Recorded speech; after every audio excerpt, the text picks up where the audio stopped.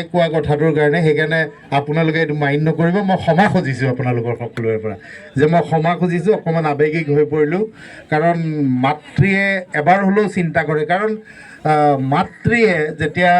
সন্তানটো ক'লা হয়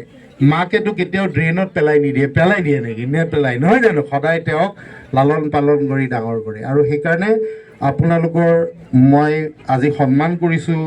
মোৰ মাতৃসকল আছে মোৰ ভগ্নীসকল আছে আপোনালোকে মোক পৰিয়ালৰ বুলি ভাবি এইকণ মৰম আৰু আশীৰ্বাদ সদায় যাতে দি যায় অকণমান আৱেগিক হৈ পৰিলোঁ ক্ষমা খুজিছোঁ মোৰ ভুল হৈ গ'ল মোক যাতে আপোনালোকে সকলোৱে ক্ষমা কৰি দিয়ে আৰু শেষত এইবাৰৰ নিৰ্বাচন ৰাঙাপাৰা সমষ্টিৰ এটা সঁচাকৈ ঐতিহাসিক যাতে নিৰ্বাচন হওক আৰু সকলো কাৰ্যকৰ্তাই যাতে লাগি নিজৰ নিজৰ কাম তেওঁলোকে সকলোৱে কৰে আজিৰ পৰাই আপোনালোকে যাতে 10 ঘৰ মানুহৰ ঘৰত গৈ পেলাই আপোনালোকে যাতে কথাখিনি পাতিব পাৰে বাৰ্তা লৈ যাব পাৰে তাৰ কাৰণে যাতে আপোনালোকে প্ৰয়াস কৰে মোক সমালোচনা কৰিছে মানে সমষ্টিবাসীক সমালোচনা কৰিছে কাৰণ মোৰ মেণ্ডেট মোক সমষ্টিবাসীৰ প্ৰায় 70,000 মানুহে মোক ভোট দি পেলাই জয়যুক্ত কৰাইছিল আৰু এই 70,000 মানুহক কোনোবাই সমালোচনা কৰিছে ইয়াৰ প্ৰত্যুত্তৰ কিন্তু দিব লাগিব মই প্ৰত্যুত্তৰ ছ'চিয়েল মিডিয়াত দিয়া নাই মই প্ৰত্যুত্তৰ বক্তব্যৰে দিয়া নাই এই প্ৰত্যুত্তৰ 26ৰ নিৰ্বাচনত আমি সকলোৱে দিব লাগিব আৰু মই সেয়াই আপোনালোকক সকলোৰে পৰা কামনা কৰিছোঁ মই যুঁজাৰো মই যুঁজি থাকিম নিৰ্বাচনত মই আপোনালোকে কৈছোঁ মই অসম স্বাৱলম্বী ছাত্ৰ সন্থাৰ পৰা আহিছোঁ মোৰ কাৰণে অধিৱেশন পিছুৱাই দিছিল 16 চনত হোৱা অধিৱেশন 16 চনত নহ'ল 17 চনত নহ'ল 18 চনত নহ'ল 19 চনত নহ'ল মই যিদিনাখন অসম স্বাৱলম্বী ছাত্ৰ সন্থা ৰিজাইন দিছোঁ তাৰ নেক্সট দিনা মই বিজেপিত যোগদান কৰিছোঁ আৰু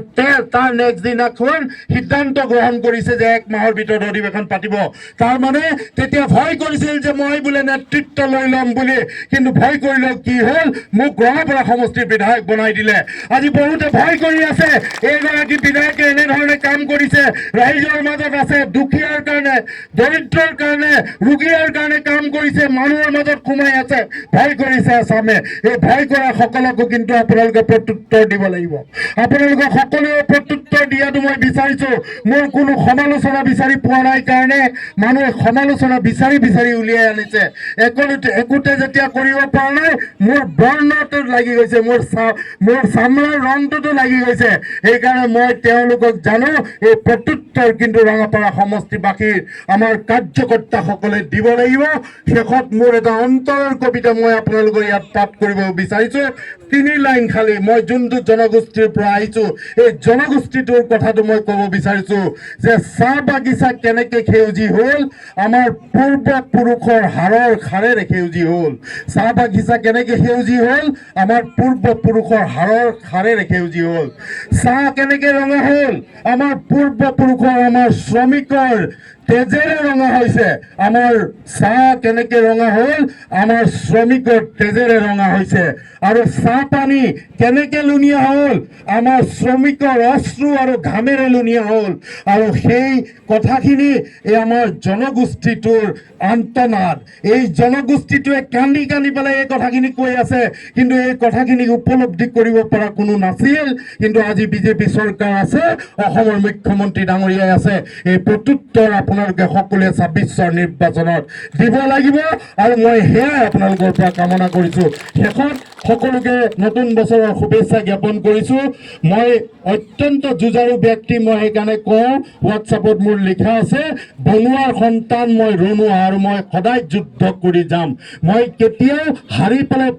পলৰীয়া ব্যক্তি নহয় মই কেতিয়াও হৰা নাই কোনোবা ব্যক্তিয়ে মোক সমালোচনা কৰিছে কোনোবা ব্যক্তিয়ে মোক বেয়া পাইছে কিন্তু আকৌ যদি তেওঁ মোৰ ওচৰলৈ আহিছে মই আকৌ 2খন হাতেৰে তেওঁক সাৱটি ল'ব পৰা সাহস মোৰ আছে ভাগৱত গীতাত আছে এটা ডাঙৰ কথা যে আপুনি ভগৱানক কেনেকৈ পাব অকল মন্দিৰ মছজিদ গীৰ্জা ঘৰত গ'লে আপুনি ভগৱানক নাপাব ভগৱানক আপুনি যিদিনাখন পাইছে কেনেকৈ উপলব্ধি কৰিব যিদিনাখন আপুনি সুখ আৰু দুখৰ মাজত বৰ বিশেষ পাৰ্থক্য দেখা নাপাব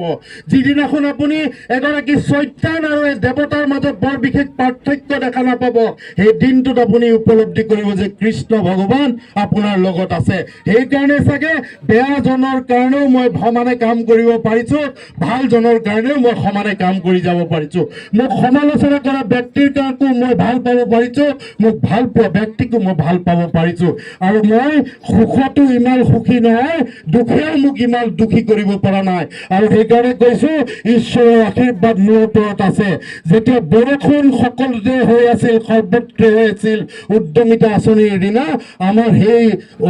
যোনটো স্থান আছিল তাত কিন্তু তেনেকুৱা বৰষুণ নাছিল। ঈশ্বৰৰ আশীৰ্বাদ আমাৰ ওপৰত আছে, আমাৰ সমষ্টিবাসীৰ ওপৰত আছে। শেষত সকলোকে ধন্যবাদৰ কৃতজ্ঞতা জনাইছোঁ আৰু মোৰ বক্তব্য সমাপ্ত কৰিছোঁ। কিবা ভুল হ'ল যদি ক্ষমা কৰি দিব। ধন্যবাদ। আজি